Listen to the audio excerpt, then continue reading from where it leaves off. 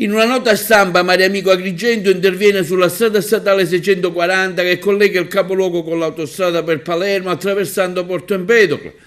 Questo che abbiamo scoperto è semplicemente vergognoso, dichiara l'associazione ambientalista agrigentina.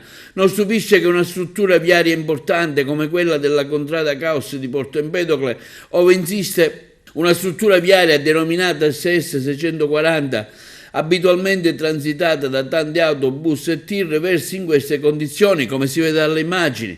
Questa è un'arteria al servizio dell'area industriale, di una grande realtà turistica e portuale, come quella empedoclina. L'era del cemento armato è tramontata, non perché non funzioni, ma per l'incoscienza delle imprese e dei tecnici che avrebbero dovuto realizzare, sovrintendere e mantenere queste opere. Chi ha deciso di mettere questi puntelli è un incosciente, perché sapeva che la struttura sovrastante era in pericolo e ha trovato in una soluzione ridicola e inadeguata.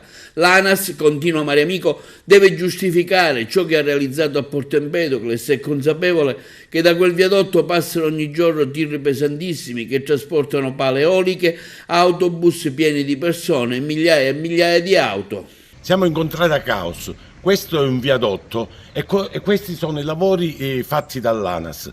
L'ANAS si è resa conto che questo viadotto versava in precarie condizioni e invece di metterlo in sicurezza con una manutenzione straordinaria hanno messo semplicemente questi ferri, 4 stecchini per tenere un viadotto. Ogni giorno da qui passano migliaia di auto, decine di autobus e alcuni tir molto pesanti che trasportano le pale eoliche.